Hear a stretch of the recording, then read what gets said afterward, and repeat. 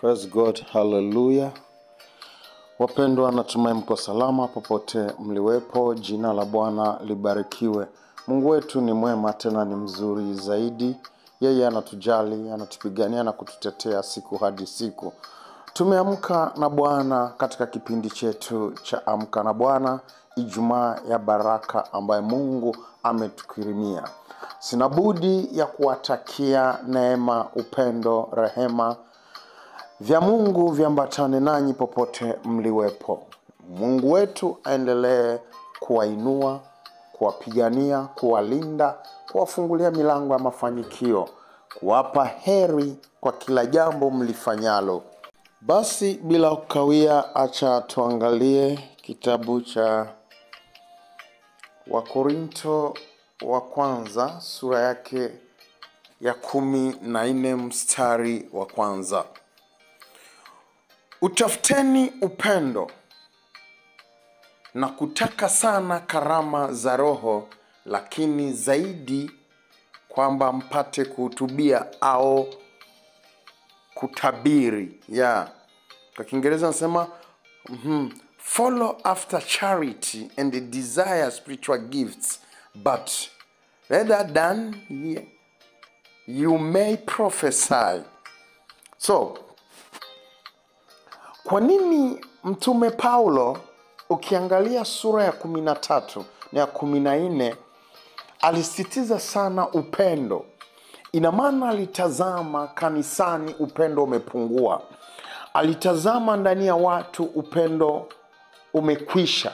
Ikabidi introduce upendo.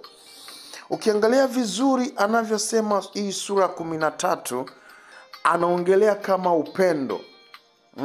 Asema nijapo sema kwa lugha za wanadamu na za malaika, kama sina upendo nimekuwa shaba iliao na upatu uvumao.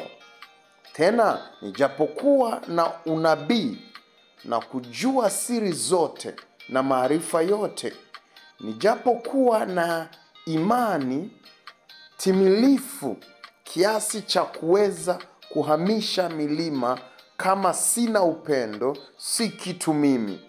Tena nikitoa mali zangu zote kuwalisha maskini, tena nikijitoa mwili wangu niungue moto, kama sina upendo hainifaidi kitu. Upendo huvumilia, hufadhili, upendo hausudu, upendo hautakabari, haujivuni, haukosi kuwa na adabu, hautafuti mambo yake, hauoni uchungu, hauhesabu mbaya. So, ukisoma 13 yote, Paulo anajaribu kuexplain upendo. Upendo hautamani mabaya kwa wengine. Upendo unavumilia. So, kwa hiyo ina maana alikumbusha kwamba karama ya kwanza ambayo tulioipokea ni upendo. Kwa Biblia inasema upendo Mungu alioupenda ulimwengu ndio umesababisha akamtoa mwanae wa pekee, ili wamwaminie wote wasife vibaya, bali wawe na uzima wa milele. Kwa hiyo kama Mungu alitupenda, tunatakiwa tuwe na moyo huyo wa upendo. Sasa hapa 14 anasema ufuateni upendo, ufuateni upendo. Kwa hiyo ukiufuata upendo, ina maana inazirisha kwamba tumetia mguu kwa yule wa Mungu, tumekanyaga kwenye nyayo za Mungu, kwa kuwa Mungu ni upendo. So kwa hiyo, kwa nini tuufuate upendo? Ni kwa kuwa Mungu wetu anachokifanya chote anakifanya kwa upendo. Shika mfano, kama Mungu mimi na wewe hangetusamehe, angekuwa askari polisi, angekuwa kiongozi fulani, ina maana unaona hukumu tungeipata ingekuwa yaje? Wamoja wetu wangekuwa wako gerezani, wamefungwa miaka milele, wakakatiwa kifungo cha miaka yote, wengine kifungo cha kuuawa. Lakini kwa upendo wa Mungu ametusamea, akasahau, akatufanya watoto wake, akatutumia, akatubariki, akatulinda. Sasa hayo yote ameyafanya kwa upendo. Kwa hiyo sasa nasi Paulo anadai tuwe na upendo, tuufuate upendo. Ina maana kufuata upendo ni kutembelea kwenye nyayo za Mungu.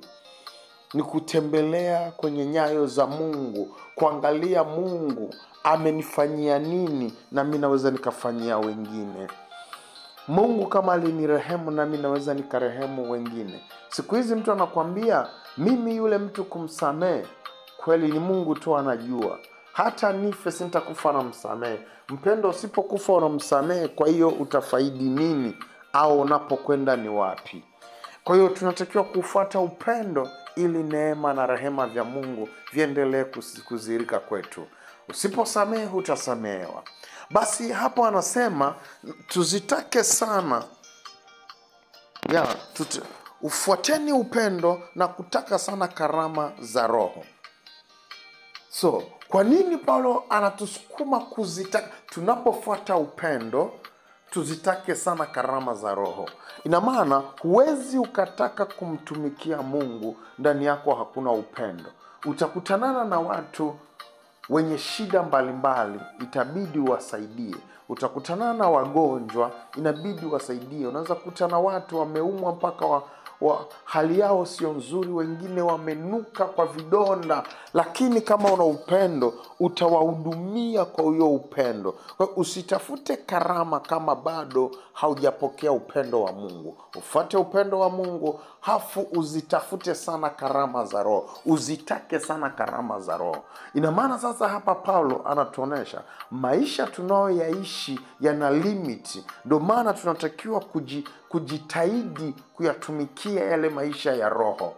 Kwa hiyo tunaweza tukatumikia maisha ya mwili, lakini yana limiti, na maisha ya mwili yanaishia kaburini.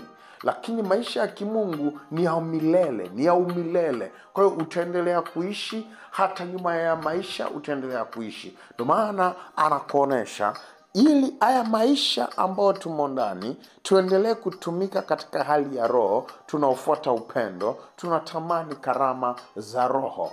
Kwa hiyo kutamani vile vya kiroho ni sawa. Hata Yesu alisema, tafuteni ufalme wa Mungu na haki yake, mengine yatawafuata. Ina maana tumebadilisha mambo. Tuko bize kutamani sana ya mwili. Tuko bize kuyafuata sana ya mwili. Ni sawa tunaujenga mwili, lakini Biblia inasema kuyafuata mambo ya mwili vyaleta uharibifu na umauti, bali kuyafuata mambo ya Roho vyaleta uzima na furaha. Kwa hiyo sasa mtu mwenye hekima ana muda wa kufuata yale yanayomsaidia kimaisha, na ana muda anayempa Mungu. Juu kwa nini? Nyuma ya haya maisha kuna ingine maisha. Sikwambii ukae usifanye kazi. Fanya kazi, lakini Mungu apate nafasi na yeye kwa maisha yako. Mungu apate ushirika na wewe. Ni baba yako, anahitaji ushirika na wewe, anahitaji kukuongelesha. Ndio maana Paulo alisema mtamani sana karama za Roho, sana sana kuhutubia, sana sana kutabiri. Neno kutabiri ni kupokea neno kutoka kwa Mungu, au kujua yale ambayo yako kwenye moyo wa Mungu, afu unayaishi au unayatoa.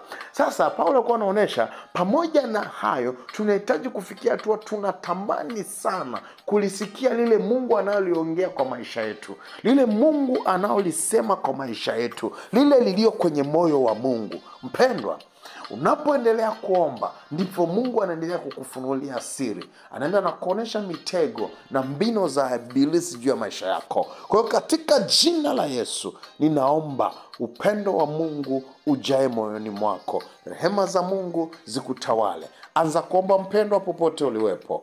Omba kwa moto. Omba, omba, omba. Karama za Bwana ziendelee kuchipuka ndani yako. Mungu aendelee kuongea na wewe kwa lugha utakayemtambua. Katika jina la Yesu, pray.